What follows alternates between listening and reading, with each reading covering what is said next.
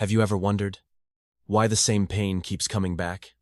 Different people, different places, different chapters of life, but somehow the feeling is the same rejection, the same abandonment, the same emptiness, echoing through new situations. You tell yourself, this time it's different, but eventually, it feels like déjà vu, a pattern you can't name, but feel. Again and again. It's frustrating, it's exhausting, and it's lonely. Carl Jung once said, until you make the unconscious conscious, it will direct your life, and you will call it fate. But what if it's not fate? What if it's a pattern? A mirror? A law? Not one written in books, but in your nervous system, in your memories, in the unhealed parts of your story that keep calling out, through repetition. This isn't punishment. It's a message. Not to shame you, but to wake you. Today, we'll explore something hidden, the law of emotional echo, and why the same pain keeps finding its way back to you. So what is an emotional echo? It's not just a memory, not just a feeling. It's a pattern, a wound that was never witnessed, a moment that never completed its cycle. And so, it returns, not as a thought, but as experience, through different people, different stories, same emotion. It's that voice that says, why does this always happen to me? But it's not always them. Sometimes, it's the echo inside you. Carl Jung believed the unconscious holds more than forgotten memories. It holds emotional patterns, ways of reacting, of protecting, of interpreting life through old lenses. And when an emotion hasn't been processed, when a wound hasn't been felt fully, the body remembers. The psyche stores it. The nervous system adapts around it. And then, it waits. It hides in the shadow, until something wakes it again. That's why a kind voice can still trigger fear. Why intimacy can feel unsafe even when it's healthy. Why success can feel empty, if it echoes a past where you were never seen. It's not random.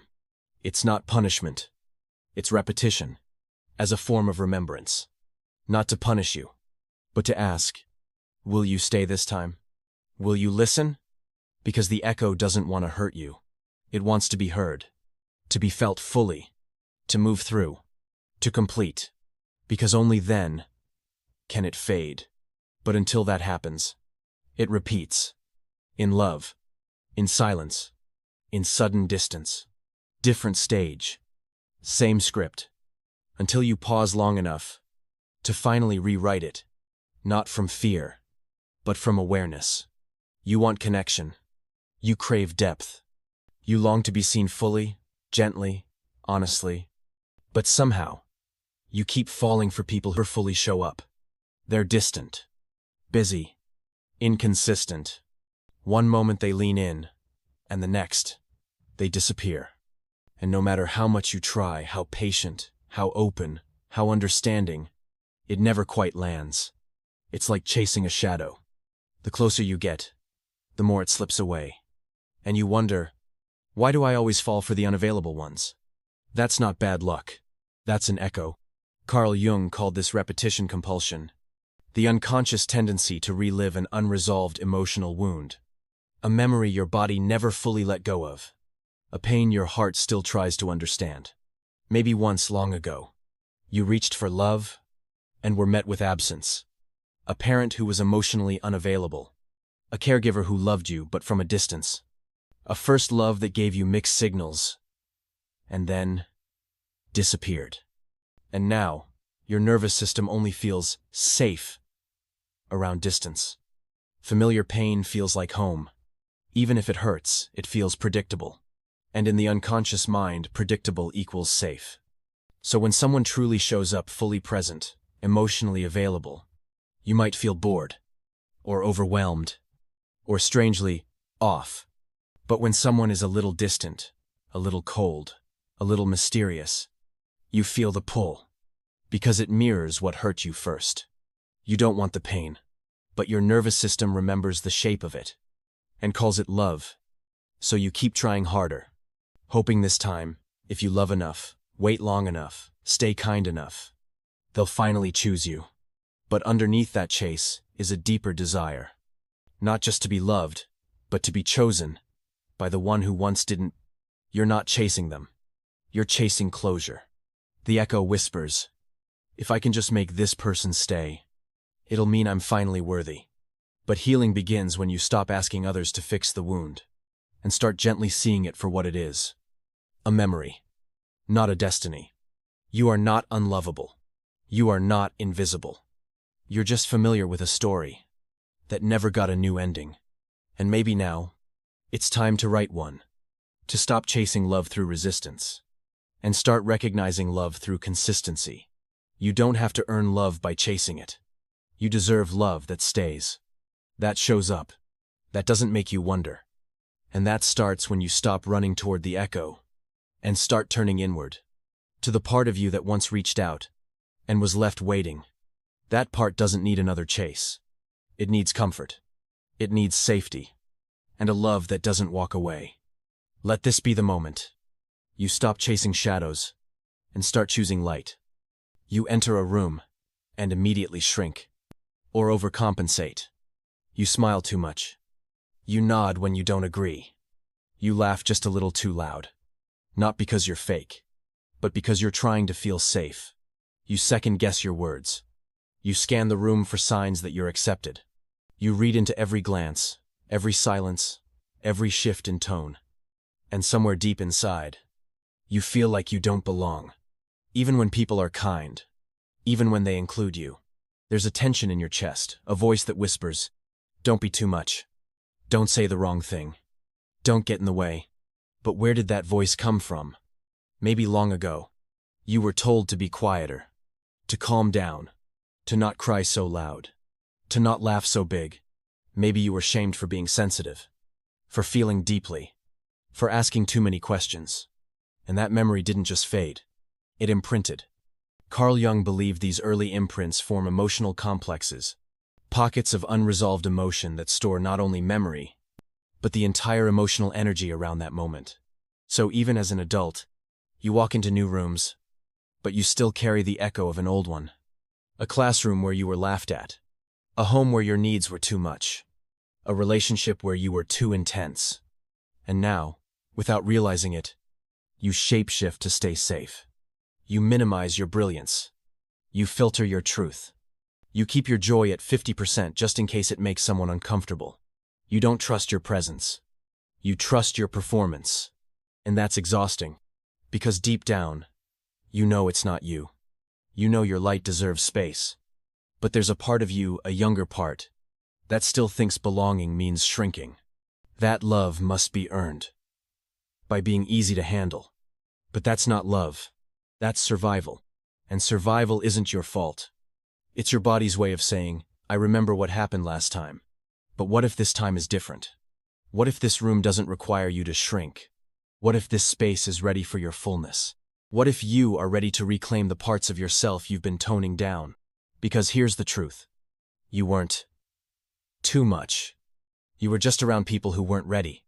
Their discomfort wasn't a reflection of your worth. It was a mirror of their limitations. You don't need to keep walking into rooms half alive. You don't need to apologize for your joy, your depth, your voice. You get to belong as your whole self. Not the edited version, not the smaller version. And healing begins when you let go of the echo that says, shrink, and start listening to the part of you that wants to expand. So next time you enter a room, take a breath. Straighten your spine. Speak with your full voice. And remember, you don't have to shrink to be loved. You just have to show up as you. Things are going well. The relationship is stable. You feel seen, respected, even cherished. And suddenly, you panic. You start overthinking. You get distant. You pick a fight over something small. You question their intentions. You pull away even when nothing is wrong. Why? Because safety feels unfamiliar. You're not used to this. To love that's consistent. To care that doesn't come with strings. To someone who actually stays. And instead of relaxing into it, you brace for impact. Because deep down, you believe. This can't last. Carl Jung believed the unconscious seeks familiarity, not happiness. And if chaos was what shaped your early experience of love, then peace feels foreign. Love feels dangerous. So you sabotage. Not because you don't want connection, but because your inner child learned. When it's good, something bad always follows. You're not afraid of the person. You're afraid of the fall, of being open and then abandoned, of being safe and then blindsided. So you create distance. You test them. You try to control the outcome by pulling away first. Because if it ends, at least you ended it. That way, the pain feels predictable, manageable. The echo whispers, "Don't trust this." Even when you should. It tells you that something must be wrong, that they're hiding something, that it's too good to be true. And suddenly, your nervous system is in survival mode, trying to protect you from a threat that isn't even there. You might not even realize it's happening. You just feel restless, anxious, like your heart doesn't know where to land. That's the echo of past chaos. The emotional memory of a time when love meant unpredictability, when connection meant walking on eggshells, when affection came and went like a storm. And now, when love is soft, you flinch. When it's still, you stir it, because you've been conditioned to distrust peace. But here's the truth. Safe love isn't boring. It's repairing. It doesn't dull your senses. It calms your defenses. And yes, that calm might feel awkward at first. It might even feel wrong. But it's not wrong. It's new. Your body is just adjusting to a nervous system that isn't under threat, to a connection that isn't based on performance or fear. And that adjustment is healing.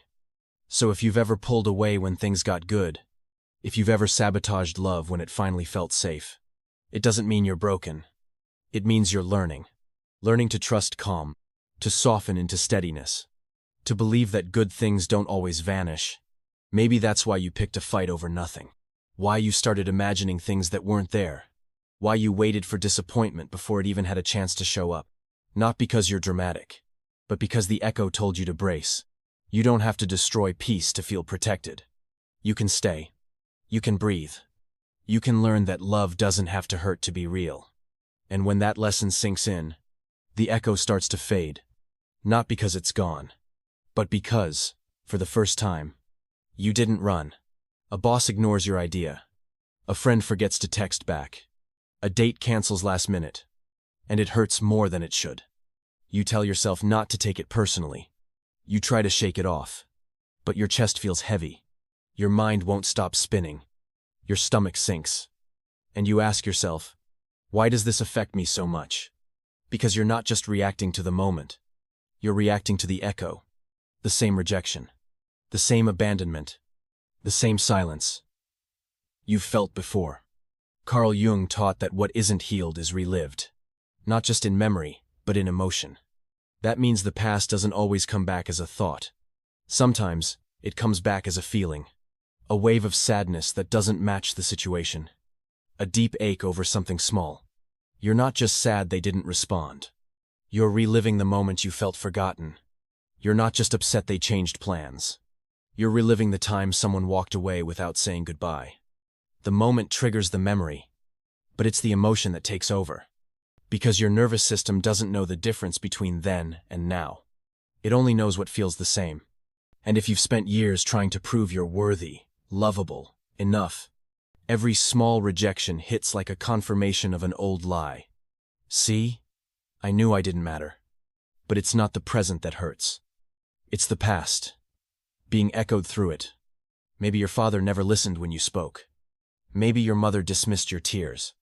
Maybe the people you cared about didn't know how to care back. Those moments didn't disappear. They imprinted. They left emotional fingerprints that still get touched by the smallest things. So when your idea gets ignored in a meeting, it's not just a workplace sting. It's a childhood wound whispering, "Be quiet, no one's listening." When your text goes unanswered, it's not just a phone. It's a flashback to a room where you waited, and no one came. You're not overreacting. You're responding from a place that's never been held. This is what Jung meant when he spoke of the unconscious directing our lives. Because until those old feelings are seen, they surface in every new interaction. And here's the thing. You're not weak. You're not broken. You're just carrying more than the moment. The weight you feel, didn't start here. But it can start healing here. Healing doesn't mean you'll never get triggered. It means you'll start recognizing. This pain is old. This sadness is layered. This reaction has a history. And in that recognition, you gain choice. To respond gently. To breathe instead of spiral. To pause instead of collapse. Because the goal isn't to never feel hurt. The goal is to know where the hurt is really coming from. And when you know that, you stop believing every silence is abandonment. Every no is rejection. Every delay is betrayal. You stop living as if every moment is a test of your worth. And slowly, you begin to separate the past from the present. You begin to heal the echo. By listening to what it's been trying to say all along. You mattered then. You matter now. And you no longer need to carry this pain into every room you enter. You meet someone, and it just clicks. It's instant. Electric. Like you've known them forever. The way they look at you. The way you laugh together. The way you feel seen even in silence. It feels like fate. Like destiny. Like finally, you've found the one. But then, the chaos begins. Arguments that come out of nowhere. Hot and cold energy. Push-pull games that leave you spinning. But you stay longer than you should. You rationalize. You hope. You hold on. Because somewhere deep inside, it still feels right. Why? Because pain that's familiar doesn't feel dangerous. It feels like home. Carl Jung said, "The shadow doesn't just live in darkness. It lives in attraction." We're often drawn to people who reflect our unhealed wounds. Not because we want more pain, but because something inside us is trying to resolve what was never resolved. Maybe they remind you of someone. Not directly, but emotionally. The way they ignore you feels like childhood. The way they praise you, then pull away, feels like a parent who only loved conditionally. The way they abandon you mid-conversation echoes a time you cried alone, and no one came. You're not crazy for feeling a click. You're feeling the echo. It's not chemistry. It's recognition. Recognition from your nervous system that says, "I know this feeling. I've been here before." And because it feels so familiar, you confuse the intensity for intimacy, the chaos for passion, the tension for fate. But just because it feels deep doesn't mean it's healthy. Sometimes, the most intoxicating connections are the ones that keep our wounds alive. And unless we pause and ask, why does this feel familiar? Where have I felt this before? We'll keep falling into the same pattern. Jung believed that until we integrate the shadow, we project it. We fall in love with what's unresolved. We stay in love with what's unavailable. We chase what hurts. Because on some level, it feels like it can heal us. But healing doesn't come through repetition. It comes through realization. It's not about blaming the other person. It's about noticing the mirror they held up. And asking yourself what it's trying to show you. The shadow isn't trying to destroy you. It's trying to wake you. To the wound. To the pattern. To the echo. Because once you recognize the pattern, you get to break it. You get to choose differently. To pause when the chemistry feels too familiar. To question the pull instead of romanticizing it. And most importantly, to understand that love doesn't have to be loud to be real. It doesn't have to knock you off your feet. It can arrive softly, steadily, safely. And maybe, next time, when it clicks, you'll ask, does this feel familiar because it's love? Or because it's the pain I still haven't healed? That question alone might be the beginning of everything changing. And the moment you stop chasing that echo is the moment you start hearing your own voice. The one that says, you deserve peace. You deserve presence. You deserve a love that doesn't have to hurt to feel real. By now, you might realize, the pain that keeps returning was never random. Carl Jung believed the psyche repeats what it cannot resolve. Not to punish us, but to give us a second chance, to respond with consciousness. Every emotional echo is the soul's way of saying, look here, feel this, finish what was never finished. Because what isn't healed doesn't disappear. It recycles. It hides in attraction, in habits, in the people we choose, in the way we push love away. in the way we sabotage connection, in the silence we carry, even in crowded rooms. Jung's work shows us 4 core ways this emotional recycling plays out. The first is the shadow, the parts of ourselves we repress, deny, or disown. Not because they're bad, but because someone once made us believe they were unacceptable. So we push them into the dark. But what lives in the dark doesn't die. It drives us. It shapes how we love, how we fear, how we react when we're triggered. You collapse in silence instead of speaking up. You lash out when someone gets too close. You protect the part of you that's still trying to be loved without being seen. The second force is projection. When we don't process pain within, we start seeing it in others. We say, "They're judging me. They'll leave me. They can't be trusted." But often, it's not about them. It's about us. About our unhealed self seeing danger where there is safety. Projection distorts love. It makes connection feel threatening, even when it's honest. The third layer is the ego defenses. These are the masks we wear after getting hurt. The flirt, the overachiever, the emotionally unavailable, the one who never needs anyone. They helped us survive. But now, they limit how deeply we can connect. Because you can't ask for intimacy while holding up armor. And finally, the most haunting pattern, repetition. We recreate what hurt us over and over. Not because we want pain, but because we want a different ending. We stay in toxic jobs. We chase unavailable people. We silence our needs hoping someone will finally notice. It's not self-sabotage. It's a cry for repair. The body remembers the shape of pain, and sometimes calls it love. But here's what Jung reminds us. The unconscious isn't evil. It's protective. It stores what was too painful to feel, until you're ready. And when you're finally ready, the same pattern reappears. Not to destroy you, but to awaken you. Because healing doesn't mean you'll never hurt again. It means you'll recognize, this is old pain, showing up in a new disguise. And instead of collapsing, you stay present. You breathe. You respond with compassion to the part of you that was never held. That's when the cycle breaks. Not when life stops being painful, but when you stop abandoning yourself, when it is. That's the invitation of every echo, to meet the moment differently, to become the one who finally listens. Fully, lovingly, without fear. Because when an echo is heard, it stops repeating. It integrates. It softens. It releases. And you realize you were never stuck in the pain. You were just waiting to be met. So maybe the pain wasn't random. Maybe it was a message. A call. A mirror. A chance to pause and see yourself clearly. Maybe the person who left was a reflection of the part of you still afraid to stay. Maybe the silence you keep hearing is the echo of words you never gave yourself.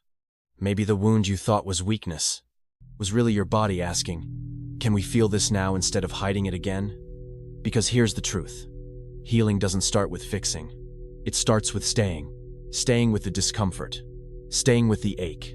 Staying with the version of you who once had to carry everything alone. You don't have to fix everything at once. You don't have to rush to heal. You don't have to rewrite your story overnight. You only have to do one thing. Stay. Stay with the feeling. Stay with the echo. Stay with yourself this time. Because the moment you stop running, the echo stops chasing. It's not trying to break you. It's trying to be integrated, to be felt fully, so it can finally rest. Jung once said, "We don't become enlightened by imagining light, but by making the darkness conscious." And now you're doing just that. You've felt the darkness. You've named it. You've looked at what used to terrify you and stayed. And that is the beginning of light. That is healing. It's not glorious. It's not always beautiful. But it's real. It's the moment you sit in silence and realize, I'm not broken. I'm just grieving. It's the moment you feel sadness and don't apologize for it. It's when you hear the echo and whisper back, I'm listening now. And slowly, your nervous system softens. Your body exhales. Your inner child unclenches. Because for the first time, they're not alone in the feeling. You are not stuck. You're just repeating until you're ready to respond differently. And if you're here, listening now, that moment might already be happening. So take your time.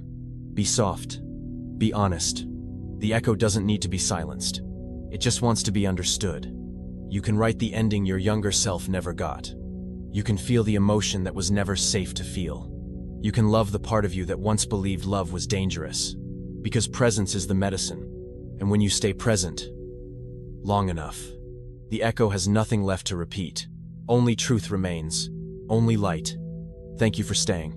Not just through this video, but through every echo your heart had to carry. If something here felt familiar, if a part of you finally felt seen, then maybe this wasn't just another explanation. Maybe it was recognition of the loops, of the longing, of the light that still lives beneath it all. You don't need to rush your healing. You don't need to force clarity. You only need to keep listening. To your body, to your breath, to the parts of you that once whispered, but are now ready to speak. And if you ever need a space to return to, we'll be here. Quiet, honest, and waiting without demand. Until then, be gentle with your echoes. They brought you here for a reason. Now, you get to choose how the story continues.